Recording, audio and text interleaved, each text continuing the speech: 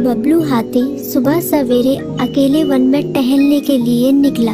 वह अपने ही धुन में चला जा रहा था। लगता था उसके दिमाग में कोई उलझन है जिसे वह सुलझाने की कोशिश कर रहा था। सड़क पर आगे बढ़ते ही उसके सामने चीकू खरगोश भागा। बबलू का पैर उसके ऊपर पड़ने ही वाला था कि चीकू जोर से चिल्लाया। उसकी आवाज सुनकर बबलू ने अपना पैर पीछे खींच लिया। कहाँ खोए हो बबलू भाई? कहीं नहीं, बस कुछ ऐसे ही सोच रहा था। किस बारे में? तुम जानकर क्या करोगे? शायद मैं तुम्हारी कुछ मदद कर सकूं। तुम तो जानते हो आजकल वन में कितनी चोरियां हो रही हैं, पर चोर का कोई अता पता ही नहीं है। इस बात को लेकर वन के सारे प्राणी चिंतित थे। वे वहाँ खुद को सुरक्षित महसूस नहीं कर रहे थे। अरे चीकू भाई, हम मजबूर हैं। हम चोर को पकड़ ही नहीं पा रहे हैं। वह बहुत चालाक है और अपने काम को बड़ी कुशलता से अंजाम दे रहा है। कहीं कोई सबूत ही नहीं छोड़ रहा। हमारे राजा इस बात को लेकर बहुत चिंतित हैं। यही कारण है कि हम सब इस बारे में सोच रहे हैं। अब तुम मेरी इसमें क्या मदद कर सकते हो? मैं कुछ सोचता हूँ, हो सकता है मुझे कोई उपाय सूझ जाए।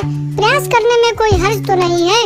तुम ठीक कहते हो चीकू, लेकिन वन के गुप्तचर भी अभी तक इसका कोई हल नहीं निकाल सके। इतना कहकर वे चुप हो गए। बबलू की बातों ने चीकू को सोचने के लिए मजबूर कर दिया। चीकू को उदास देखकर बबलू बोला, तुम अपना मन छोटा मत करो। मुझे अच्छा लगा कि तुमने मेरी परेशानी को समझा। कभी मैं भी इस वन के लिए गुप्तचर का काम करता था।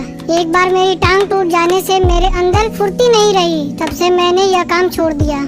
चीकू, तुम चाहो तो यह काम दोबारा कर सकते हो। वन के प्राणी ज्यादातर दिन में भोजन की तलाश करते हैं, वे रात को आराम करते हैं। तुम दिन रात दोनों में ही भोजन की तलाश में निकल सकते हो सकता है रात को तुम्हें कुछ ऐसी बातों का पता चल जाए जो हमारे काम की हो।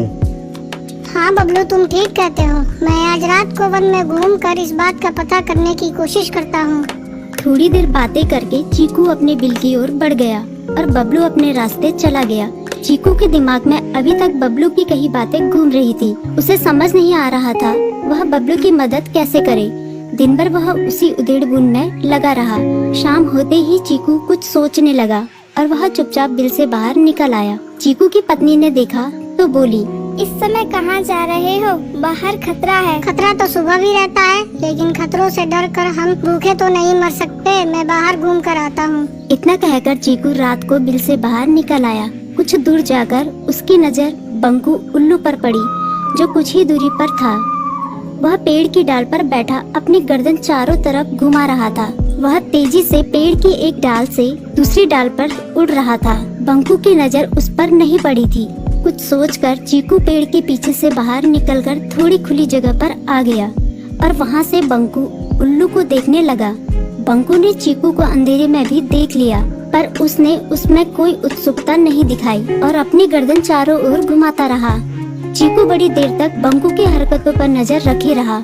वह थोड़ी देर तक खुले मैदान में खड़ा रहा, पर बंकू ने उसे देखकर भी अनदेखा कर दिया। उसने महसूस किया कि बंकू के आसपास चमकू चमगादड़ भी मंडरा रहा था। कुछ देर वन में घूमने के बाद चीकू अपने बिल में लौट आया और सुबह होने का इंतजार करने लगा। अगली सुबह बबलू उसी रास्ते में जा रहा था। रास्ते में चीकू उसका इंतजार कर रहा था। आज बड़ी जल्दी आ गए बबलू। हाँ, आजकल मुझे चिंता की वजह से नींद नहीं आती। कोई नई खबर है क्या? यकीन से तो मैं नहीं कह सकता, पर मैं तुम्हें ऐसे प्राणी का नाम बता सकता हूँ जो शायद चोरों की मदद कर रहा है। कौन है वो? बंकू उल्लू। इतना कहकर चीकू ने रात की घटना उसे ज्यों की त्यों सुना दी। इसे सुनकर बबलू का माथा ठनका। बबलू की आंखें चौंधिया गई।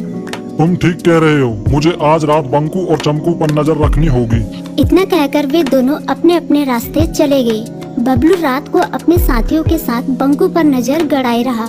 उसकी संदिग्ध गतिविधियों को देखकर बबलू ने उसे उसके साथियों चंकी और संकी लोमड़ के साथ पकड़ लिया। बबलू ने सख्ती से पूछताछ करनी शुरू कर दी।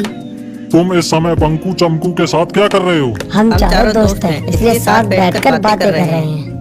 चमगादड़ और उल्लू की दोस्ती तो समझ में आती है, पर लोमड़ के साथ दोस्ती कैसे हो सकती है? सख्ती से पूछने पर दोनों ने अपना जुर्म कबूल कर लिया और सभी चोरियों के बारे में बताया जो उन्होंने कुछ दिन पहले वन में की थी। बबलू ने उनके चोरी का सारा सामान भी बरामद कर लिया। बंकू और चमकू को अभी तक समझ में नहीं आ रहा था कि वो इतनी आसानी से कैसे पकड़ में आ गई।